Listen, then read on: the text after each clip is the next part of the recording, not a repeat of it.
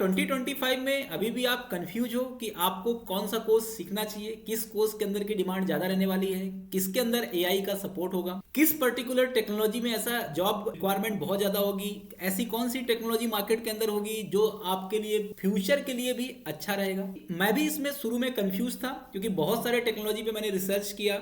आपने देखा होगा कि मेरे प्लेलिस्ट के अंदर भी आप जाकर के देख सकते हैं कि मैंने सभी टेक्नोलॉजी का रिसर्च करके मैंने वीडियोस बनाया कि आपको 2025 में जावा सीखनी चाहिए, कि आपको 2025 में पाइथन सीखनी चाहिए, कि 2025 में मर्ज स्टैक सीखनी चाहिए। बहुत सारे वीडियोस, बहुत सारे अलग अलग टाइप के मैगजीन्स, बहुत सारे अलग अलग टाइप के आर्टिकल्स पढ़ने के बाद मैं इस कंक्लूजन पे आया कि पाइथन एक ऐसी पर्टिकुलर लैंग्वेज है जो 2025 में सबसे अच्छी होने वाली है और आगे भी इसका स्कोप होने वाला है। उसका सबसे बड़ा एडवांटेज ये है कि पाइथन जो लैंग्वेज है उसका एआई सपोर्ट या जो मशीन लर्निंग बेस्ड जो एप्लीकेशंस हम बनाने वाले हैं फ्यूचर के अंदर, वो पाइथन के थ्रू ही बनेगा और पाइथन इसके लिए सबसे बेस्ट है। पाइथन का एक दूसरा पॉइंट भी मैंने रिसर्च किया कि पाइथन के अंदर हम वेब एप्लीकेशंस भी बना सकते हैं, मोबाइल एप्लीकेशन भी बना सकते हैं, गेमिंग एप्लीकेशंस भी बना सकते हैं। ये मल्टी थ्रेडिंग को भी सपोर्ट करता है, माइक्रो सर्विस आर्किटेक्चर को भी सपोर्ट करता है। मतलब फ्यूचर के अंदर के जितने भी नीड है, ठीक है, ये सॉस प्लेटफॉर्म को भी सपोर्ट करता है, क्लाउड प्रोग्रामिंग को भी सपोर्ट करता है। इवन जो AWS अंदर जो लैम्डा डेवलपर्स है उनके अंदर के जो प्रोग्रामिंग का रिक्वायरमेंट है वो भी पाइथन पूरी तरह से फुलफिल कर रहा है। डेवऑप्स इंजीनियर के प्रोफाइल को भी पाइथन फुलफिल कर रहा है। तो मतलब आईटी के किसी भी प्रोफाइल पे यदि आप जाएंगे, इवन आप ऑटोमेशन टेस्टिंग की तरफ जाएंगे तो वहां पर भी आपको पाइथन की नीड होगी।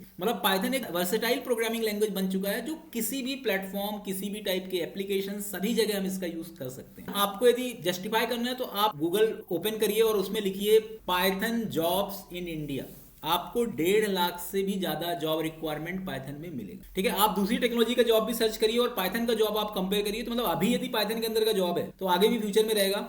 और इवन बहुत सारे ऐसे पर्टिकुलर फॉरेन के अंदर के भी बहुत सारे रिसर्चर्स हैं जिन्होंने ये पर्टिकुलर फ्यूचरिस्टिक लैंग्वेज के अंदर की जो भविष्यवाणी की है कि पाइथन का जो पर्टिकुलर मार्केट रहने वाला है वो अब आने वाले फ्यूचर में बेटर होगा। तो यदि आप वेब सेगमेंट में जाना चाहते हैं या आप data science, machine learning, AI के अंदर जाना चाहते हैं, डेटा एनालिस्ट प्रोफाइल में जाना चाहते हैं, इवन डेवऑप्स में जाना चाहते हैं या क्लाउड प्रोग्रामिंग के अंदर जाना चाहते हैं, तो पाइथन लैंग्वेज ये सभी टाइप के जॉब प्रोफाइल को पूरी तरह से कैप्चर कर रहा है। तो मैं अब आपको बताने वाला हूं कि मैंने बहुत सारा सोचा कि मैं किसके अंदर 2025 का सेशन बनाऊं। जैसे मैं हर साल एक प्रोग्रामिंग लैंग्वेज के ऊपर सेशन बनाता हूं जिसमें पूरा कंप्लीट सेशन प्रोवाइड करता हूं। इसके पहले मैंने डॉटनेट बनाया था, आपने देखा भी होगा, और डॉटनेट के अंदर बहुत अच्छा रिस्पांस मिला है मेरे को। बहुत सारे लोगों का कमेंट भी आया कि सर आप पाइथन का भी बनाइए। तो एक्चुअली जब तक मैंने रिसर्च नहीं किया तब तक मैं बनाना चालू नहीं कर रहा हूं। अब मैंने रिसर्च कर लिया है और मैं आपको बताना चाह रहा हूं कि मैं पाइथन का पूरा एक कंप्लीट कोर्स ला रहा हूं इस यूट्यूब के अंदर, और वो भी पूरी तरह से फ्री ऑफ कॉस्ट में। ठीक है, इसके अंदर मैं क्या क्या चीजें सिखाऊंगा स्टेप बाय स्टेप मैं आपको बताने जा रहा हूं। तो मैं आपसे यही एक्सपेक्ट करता हूं कि आप ज्यादा से ज्यादा लोगों को शेयर करिए। ठीक है, जितने ज्यादा लोगों का इंटरेस्ट रहेगा उतना बेटर तरीके से मैं वीडियोस बना सकता हूं, क्योंकि एक्चुअली आपको भी पता है कि जब इंटरेस्ट होता है व्यूअर्स का तो ऑटोमेटिकली जो उत्साह हमारे मन में भी होता है और हम उसके अकॉर्डिंग काम करते हैं। ओके, तो अब मैं डिस्कस करने वाला हूं एक कंप्लीट सिलेबस कि मैं पाइथन के अंदर क्या क्या कोर्सेज के अंदर क्या क्या कंटेंट को कवर करने वाला हूं। तो ये जो हमारा कोर्स कंटेंट होगा ये पूरा 60 आवर्स का रहेगा। मतलब आप ये मान के चलो कि इसके अंदर कम से कम 70 to 80 वीडियोस आएंगे जिसमें पाइथन के अंदर बेसिक से लेकर के, मतलब ऐसे लोग जो बिल्कुल पाइथन फ्रेश स्टार्ट करना चाहते हैं, इवन जिन्होंने डॉटनेट सीखा है वो भी पाइथन टेक्नोलॉजी के अंदर सीख सकते हैं। मैं आपको ये नहीं बोल रहा हूँ डॉटनेट से स्विच हो जाओ, क्योंकि आज के डेट में मैं आपको ये भी क्लैरिफाई करना चाहता हूँ कि आप यदि मल्टीपल टेक्नोलॉजी सीखते हैं ना तो वो अब डिसएडवांटेज नहीं है। 2025 में जो मल्टीपल टेक्नोलॉजी जिसको आती है ना वो उसके लिए एक बहुत बड़ा बेनिफिट है। ठीक है, तो आप इसको एक एडवांटेज की तरह लीजिए। मतलब फॉर एग्जांपल यदि आप डॉटनेट डेवलपर है या आप जावा डेवलपर है या आप PHP डेवलपर है, तो आप यदि पाइथन फुल स्टैक डेवलपर सीखेंगे तो आपको उससे एडवांटेज ही होगा, क्योंकि कंपनी के अंदर भी आज के डेट में कंपनी ऐसे डेवलपर्स को, ऐसे इंजीनियर को हायर कर रही है जिसके पास मल्टीपल टेक्नोलॉजीज का नॉलेज हो। तो ये आपके लिए एडवांटेज भी क्रिएट होगा। ठीक है, तो वर्किंग प्रोफेशनल भी इस कोर्स को सीख सकते हैं। तो सबसे पहले हम स्टार्ट करेंगे पाइथन का कोर कंसेप्ट, क्योंकि किसी भी लैंग्वेज के अंदर जो सबसे इंपॉर्टेंट होता है उसका बेस होता है, और बेस का मतलब ये होता है कि पाइथन का पर्टिकुलर जो आर्किटेक्चर है वो किस तरीके से काम करता है, मेमोरी मैनेजमेंट कैसे होता है। बहुत सारे लोगों को कंफ्यूजन रहता है पाइथन में कि पाइथन कंपाइलर बेस्ड लैंग्वेज है, कुछ लोग बोलते नहीं पाइथन इंटरप्रेटर बेस्ड लैंग्वेज है, कुछ लोग बोलते नहीं पाइथन से डेस्कटॉप एप्लीकेशन नहीं बनता, वेब एप्लीकेशन बनता है, कुछ बोलते नहीं वेब एप्लीकेशन बनता है डेस्कटॉप नहीं बनता। बहुत सारे लोगों को पता ही नहीं है कि पाइथन में कीवी नाम का एक फ्रेमवर्क भी होता है जिससे आप मोबाइल एप्लीकेशन बना सकते हो, वो भी एंड्रॉइड और iOS दोनों के लिए। पाइथन के अंदर कैंटर होता है जिसके थ्रू आप किसी भी टाइप का डेस्कटॉप एप्लीकेशन बना सकते हो, जैसे आप जावा या डॉटनेट के थ्रू बनाते हो। पाइथन के अंदर आप data science, machine learning, AI के अंदर के लाइब्रेरीज का स्टडी करके आप मशीन लर्निंग बेस्ड मॉडल बना सकते हो। ठीक है, आप डेटा एनालिटिक्स का यूज करके बहुत सारा जो कॉम्प्लेक्स से कॉम्प्लेक्स एनालिसिस कर सकते हो, एक डेटा विजुअलाइजेशन टूल का यूज कर सकते हो, बिजनेस इंटेलिजेंस टूल का यूज कर सकते हो। ये सभी फैसिलिटी आपको पाइथन प्रोवाइड करता है। तो पहले कोर में हम स्टार्ट करेंगे। कोर के अंदर तीन चीजें सबसे इंपॉर्टेंट होती है। पहला तो उस लैंग्वेज का आर्किटेक्चर, सबसे फर्स्ट इंपॉर्टेंट चीज वो आपको पता होना चाहिए। दूसरा रहता है उस पर्टिकुलर लैंग्वेज के अंदर का डेटा टाइप कंसेप्ट के बारे में हम डिस्कस करेंगे। वेरिएबल्स क्या होते हैं, कॉन्स्टेंट क्या होते हैं, लिटरल्स क्या होते हैं, ये बेसिक कंसेप्ट हो गए। इसके बाद हम कुछ एडवांस कंसेप्ट में जाएंगे जिसमें ऑपरेटर्स, पाइथन के अंदर कौन कौन से ऑपरेटर्स होते हैं, स्पेसिफिक ऑपरेटर ऑफ पाइथन। इसके बाद पाइथन में कंडीशनल स्टेटमेंट क्या होते हैं, ब्रांचिंग स्टेटमेंट कैसे यूज होता है, लूपिंग स्टेटमेंट का कैसे यूज किया जाता है, रिकर्सन प्रोग्रामिंग कैसे पाइथन में यूज होता है। ये सभी चीजें सीखने के बाद फिर हम आएंगे पाइथन के अंदर फंक्शनल प्रोग्रामिंग में। पाइथन में मॉड्यूल क्या होता है, फंक्शनल प्रोग्रामिंग कैसे यूज किया जाता है, ये सभी चीजें हम मैनेज करेंगे। इसके बाद जो नेक्स्ट रहेगा हमारा वो रहेगा object oriented programming. After that file handling. इसके बाद हम फाइल हैंडलिंग कॉन्सेप्ट हम बहुत इन डेप्थ में जाएंगे क्योंकि फाइल हैंडलिंग बहुत ज्यादा रिक्वायर्ड है। डेटा प्रोसेसिंग भी हम इसमें देखेंगे कि एक्सेल से डेटा कैसे रीड करते हैं, सीएसवी से डेटा कैसे रीड करते हैं, बाइनरी फाइल कैसे रीड करते हैं। ओके, इसके बाद एडवांस पाइथन के फीचर्स। ठीक है, एडवांस पाइथन के अंदर हम डिस्कस करेंगे डेकोरेटर्स क्या होता है, जनरेटर्स क्या होता है, एरर हैंडलिंग क्या होता है, वर्किंग विद एपीआई के थ्रू कैसे आप काम करते हो। जैसे बहुत सारे अलग अलग टाइप के एपीआईस रहते हैं, जैसे रिक्वेस्ट लाइब्रेरी क्या होती है। ठीक है, ये सभी चीजों का भी डिस्कशन होगा। मंकी पैचिंग कैसे काम करता है पाइथन के अंदर, डेटा सीरियलाइजेशन डिसीरियलाइजेशन कैसे होता है पाइथन के अंदर, लिस्ट कॉम्प्रिहेंशन कैसे काम करता है पाइथन के अंदर। तो ये सभी चीजें इन डेप्थ में डिस्कस करेंगे क्योंकि इंटरव्यू पॉइंट से भी ये बहुत ज्यादा जरूरी है। अब आता है डीएसए। अब आपको पता है कि DSA is compulsory to all. अब आज की डेट में चाहे वो फ्रेशर हो, चाहे वो एक्सपीरियंस प्रोफाइल में हो, चाहे वो कोई भी हो, यदि वो आईटी के अंदर आना चाहता है ना, डीएसए आना ही चाहिए। डीएसए मतलब एक तरह से देखा जाए तो आईटी की मातृभाषा हो चुकी है। तो डेटा स्ट्रक्चर एल्गोरिथम्स के अंदर आपको सबसे पहले हम डिस्कस करेंगे कि जो पाइथन के अंदर के इनबिल्ट डेटा स्ट्रक्चर है, जैसे लिस्ट क्या होता है, टपल क्या होता है, डिक्शनरी क्या होता है, सेट क्या होता है, इसके अंदर इंसर्शन, अपडेशन, डिलीशन। ठीक है, इसके अंदर की कॉम्प्लेक्सिटी, कहां पर लिस्ट और टपल में कौन किस पर्टिकुलर सेगमेंट में ज्यादा यूजफुल होता है, कंपैरिजन भी करना, किसकी कॉम्प्लेक्सिटी ज्यादा बेटर होती है,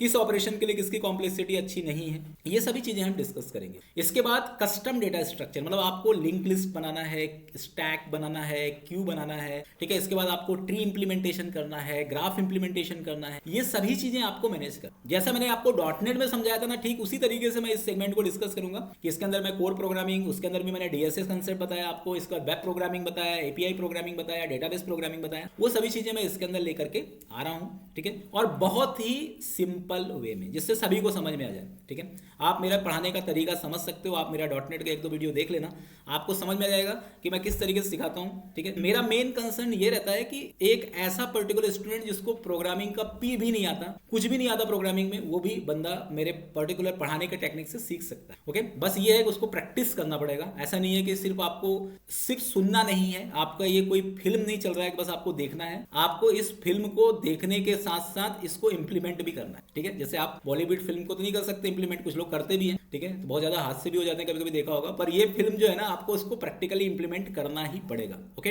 अब हम बात करते हैं, ये तो हो गया हमारा डेटा स्ट्रक्चर का पार्ट रेडी हो गया। अब हमारा जो कोर्स है वो है पाइथन फुल स्टैक, और आपको पता है कि फुल स्टैक में बैकएंड तो प्रिपेयर हो गया हमारा। ठीक है, हमारा लॉजिक बिल्डिंग भी हो गया। अब नेक्स्ट क्या होता है आपका फ्रंट एंड। तो फ्रंट एंड भी आजकल स्ट्रांग होना चाहिए, बैकएंड यदि आपका स्ट्रांग होगा तो आपके लिए बेटर होगा। तो फ्रंट एंड के अंदर हम स्टार्ट करेंगे HTML, CSS, जावास्क्रिप्ट, बूटस्ट्रैप और टेलवाइन, ये तो रहेगा ही रहेगा। इसके बाद हम रिएक्ट जेएस भी आपको बताएंगे। रिएक्ट जेएस इन डेप्थ रहेगा आपका, इसमें हम रिडक्स के अंदर का भी लाइब्रेरी इंप्लीमेंट करके बताएंगे कि किस तरीके से हम यूज कर सकते हैं रिएक्ट जेएस का, क्योंकि रिएक्ट आजकल सबसे ज्यादा फ्रंट एंड के अंदर पॉपुलर है। अब हम बात करते हैं कि अब आता है हमारा वेब डेवलपमेंट का सेगमेंट। अब वेब डेवलपमेंट के अंदर हम एपीआई बनाएंगे, और एपीआई बनाने के लिए हम यूज करेंगे जेंगो रेस्ट फ्रेमवर्क का। तो थोड़ा सा जेंगो फ्रेमवर्क पढ़ेंगे, लेकिन हमारा जो स्पेशलाइजेशन होगा हम उल्टा पढ़ते हैं। बहुत सारे लोग पाइथन वेब डेवलपमेंट तो करते हैं, पूरा जेंगो जेंगो जेंगो पढ़ते रहते हैं, जबकि जेंगो से ज्यादा यूज होता है जेंगो रेस्ट फ्रेमवर्क। तो जेंगो रेस्ट फ्रेमवर्क बहुत इन डेप्थ में सीखना है। इसके बाद आपको थोड़ा सा फास्ट एपीआई के बारे में भी मैं बताऊंगा आपको, ओपन एपीआई मतलब जो ओपन एआई के अंदर का जो एपीआई है उसके बारे में भी मैं डिस्कशन करूंगा, और इसके बाद मैं आपको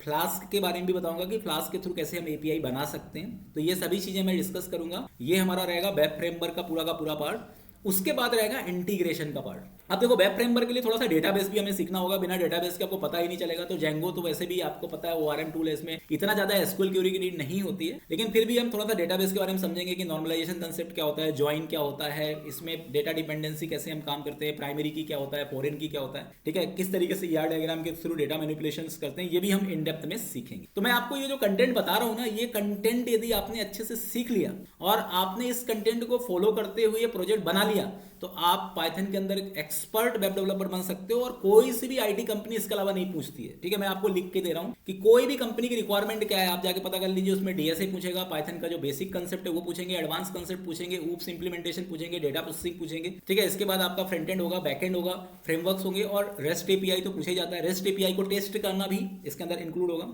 डेटाबेस में दोनों टाइप के डेटाबेस हम कवर करेंगे, मोंगोडीबी और एसक्यूएलाइट, जिसमें आपका एसक्यूएल बेस्ड डेटाबेस और नो एसक्यूएल बेस्ड डेटाबेस दोनों का आपका प्रैक्टिस हो जाए। इसके बाद इंटीग्रेशन का मतलब ये होता है कि फ्रंट एंड और बैक एंड को मिलाना, क्योंकि ये भी बहुत ज़्यादा जरूरी है। क्योंकि यदि आपने, बहुत सारे लोग तो रिएक्ट पढ़ लिए, जेंगो रेस्ट फ्रेमवर्क पढ़ लिए, अब इनको इंटीग्रेट कैसे करना है, तो वो चीज़ें भी देखेंगे। उसके लिए हम एक छोटा सा प्रोजेक्ट पहले बनाएंगे, जिसके अंदर हम पूरा क्रेड ऑपरेशन परफॉर्म करेंगे, लॉगिन रजिस्ट्रेशन करेंगे। और लॉगिन रजिस्ट्रेशन के लिए हमें ओथ अथेंटिकेशन की भी रिक्वायरमेंट होगी। नॉर्मल एपीआई हमें नहीं बनाना है, हम अथेंटिकेटेड एपीआई बनाएंगे। तो कैसे ओथ अथेंटिकेशन यूज होता है, JWT टोकन कैसे यूज होता है, ये दोनों चीजें हम इसके अंदर देखेंगे। और सबसे इंपॉर्टेंट चीज है कि माइक्रो सर्विस आर्किटेक्चर को फॉलो करते हुए एपीआई डेवलपमेंट भी मैं आपको सिखाऊंगा, मतलब कॉर्पोरेट लेवल की चीजें भी इस कोर्स के अंदर रहेगी। इसके बाद आपको कुछ टूल पूल का नॉलेज भी होना चाहिए। जैसे आपको आजकल वर्जन कंट्रोल सिस्टम चल रहा है, तो हम उसी तरीके से काम करेंगे, ठीक है। डे सेकेंड से हम वर्जन कंट्रोल सिस्टम का यूज करेंगे इस पर्टिकुलर प्रोग्राम के अंदर। इसमें हम गिटहब को कैसे माइग्रेट करेंगे अपने प्रोजेक्ट्स को, वो भी हम बताएंगे। कितने टाइप के इन्वायरमेंट होते हैं, ठीक है। जैसे बहुत सारे लोगों को पता नहीं होता ना कि लाइव वर्क कैसे होता है, ठीक है। अब मेरे को तो 15 ईयर्स का एक्सपीरियंस हो गया, मैं तो बहुत सारे अलग अलग प्रोजेक्ट पे काम भी कर चुका हूँ। मैं अपने टीम के साथ भी प्रोजेक्ट हैंडलिंग करता हूँ और एज अ फ्रीलांसर भी बहुत सारे प्रोजेक्ट बनाए हैं। मेरे खुद के बहुत सारे प्रोडक्ट भी चलते हैं, ठीक है। आप मेरे प्रोफाइल में जाके चेक कर सकते हैं। तो एक्चुअली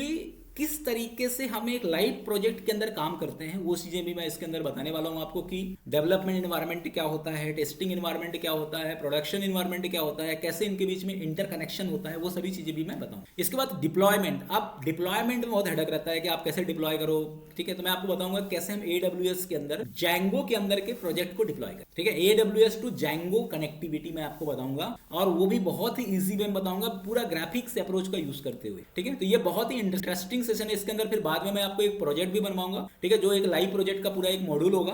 अब इस मॉड्यूल के अंदर जितने भी आपके लेटेस्ट फीचर हैं, जैसे एड टू कार्ट ऑप्शन हो गया, ठीक है, पेमेंट गेटवे इंटीग्रेशन हो गया, मेल एपीआई इंटीग्रेशन हो गया, OTP SMS OTP इंटीग्रेशन हो गया, ठीक है, इस इवन व्हाट्सएप एपीआई इंटीग्रेशन हो गया, वो सभी चीजें मैं इसके अंदर बताऊंगा, ठीक है। एपीआई टेस्टिंग के बारे में भी बताऊंगा, इंटरव्यू प्रिपरेशंस का भी सेशन रहेगा। तो मतलब आप ये समझ लीजिए कि इस पर्टिकुलर कोर्स कंटेंट को सीखने के बाद आपको जितने भी जॉब के लिए रिक्वायर्ड जो टॉपिक्स हैं, वो सभी टॉपिक इसके अंदर कवर होंगे। ओके, तो आप ज्यादा से ज्यादा लोगों को शेयर करिए ये वीडियो, क्योंकि जितना ज्यादा लोगों का कमेंट आएगा, जितना ज्यादा पॉजिटिव रिस्पांस आएगा, आप भी कमेंट करिए इसके अंदर कि आप इंटरेस्टेड हैं, ठीक है, पाइथन का फुल स्टैक डेवलपमेंट कोर्स पढ़ने के लिए मेरे से। तो इससे मुझे और ज्यादा मेरा मोटिवेशन है बढ़ेगा, और मैं जल्दी से जल्दी इस कोर्स को लाने को ट्राई करूंगा, ठीक है। तो ये मेरा पूरा रोड मैप है। आपको यदि लगता है कि इस रोड मैप में कुछ और ऐड करना है, तो वो चीजें भी आप कमेंट कर सकते हो, मैं वो भी ऐड कर सकता हूं इसके अंदर।